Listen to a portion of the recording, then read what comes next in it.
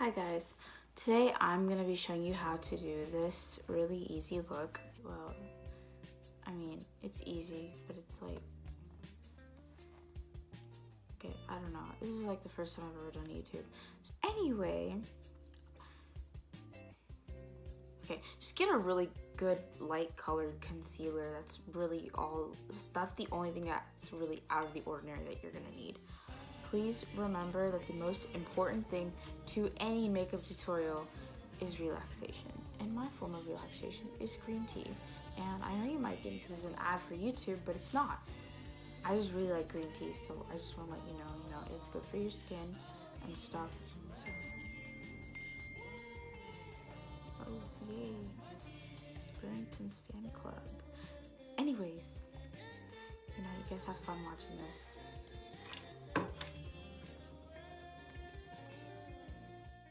So what I'm putting on my face right now is the Glam Glow Illuminizing Moisturizer.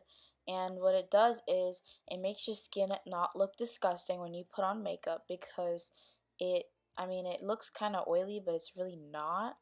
And it smells literally like cupcakes, and it's the most amazing thing ever.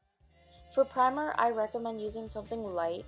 So I use Kiko Milano's Skin Trainer CC Blur Cream, which is basically like just makes your pores disappear. And I know it doesn't really look like it in this video, but I get it. But anyways, it's really good. I really like it. The only problem is that it makes my skin a little bit dry, but I don't really, it like cancels out with the that highlight cream we just used a minute ago. I put a lot on my eyelids because they tend to get really like gross looking if I don't prime them enough. So yeah, and a lot on the T-zone, which gets really oily, which is good for this dry cream.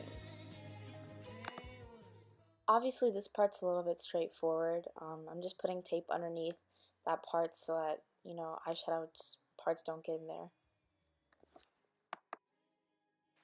Oh my gosh, you guys are gonna hate this part. So basically, how I do my eyebrows is I brush down and then I go over them with Dip Brow really, really thick. And like I like that because you can always clean it up with concealer. I brush it through a lot to give it more of a natural look. I mean, even though they just end up looking fake, but it's fine. It's okay. I was born with really thick eyebrows, and I know you guys are getting like Frida Kahlo vibes, but it's fine. It's okay.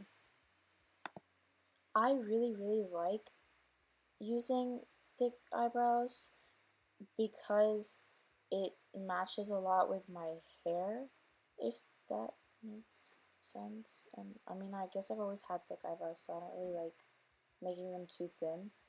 I do like brushing them out a lot, so I do use like old mascara wands to brush them. Oh, I don't know what happened there.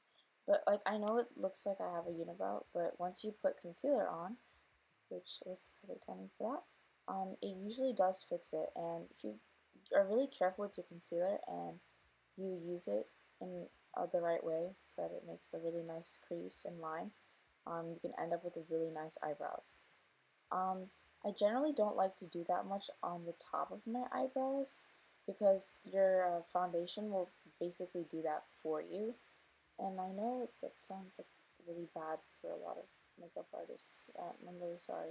This is the easy way to do it. I don't really like doing that because it gets too light, so I generally keep it pale underneath my eyebrows, and then let the foundation do its work later on.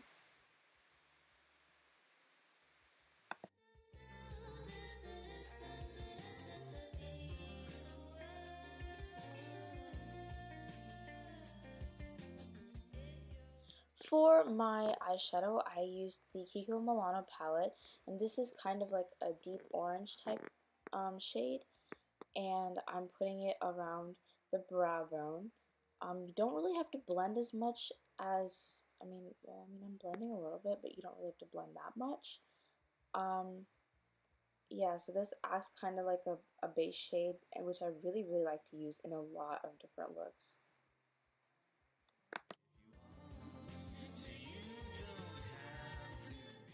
Now this color right here is like a dark red but orange. I don't know. It's like a reddish brown type thing like clay. And this one you certainly don't have to blend yet. First you kind of want to pack it on.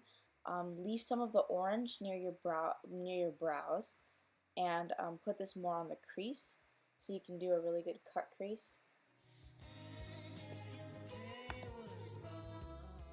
I would really say this is the most important step, is blending. You gotta blend really, really thoroughly.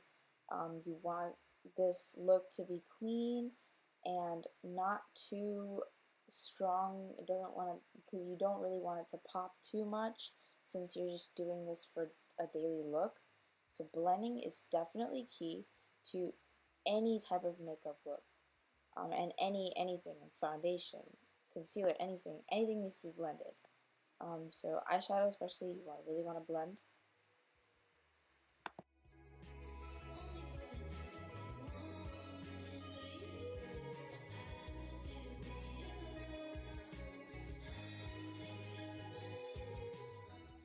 This is the cut crease part, so I just took the same color concealer I did underneath my eyebrows and did the cut crease, and I did not do it all the way. It's just like, I mean, it's not like a halfway either, but it's like 3/4 of the way. You can do your cut crease however you like, but if you don't know how to do a cut crease, don't do it, because if you just like do it and you don't know how to do it, it just usually looks really bad. The tips I would recommend is using a mirror like I'm using. It's off of an eyeshadow palette, which is really helpful because it helps you get a nice line. This is the part where everyone struggles with, is getting the light bronze of the Lorac Pro palette into the cut crease. You want to make sure you use a flat brush, which is easy for accuracy.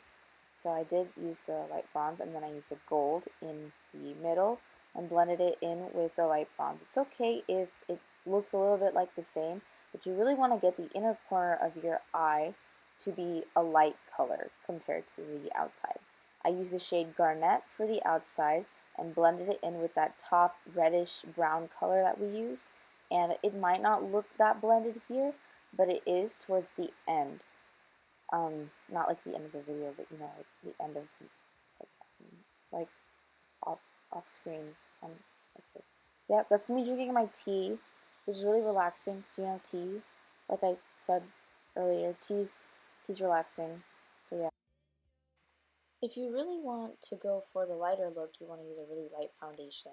So I use Wet n Wild. Obviously, everyone's choice if you're broke and smart.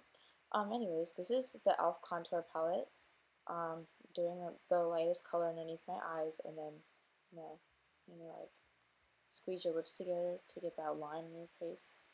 That's what I use for contour. I know that sounded really stupid, but you know what I mean, right? So yeah, blending, of course, is really important. Now I'm putting on some highlight. It's pretty self-explanatory. I put a lot over my lip because it tends to enhance my lip a little bit more.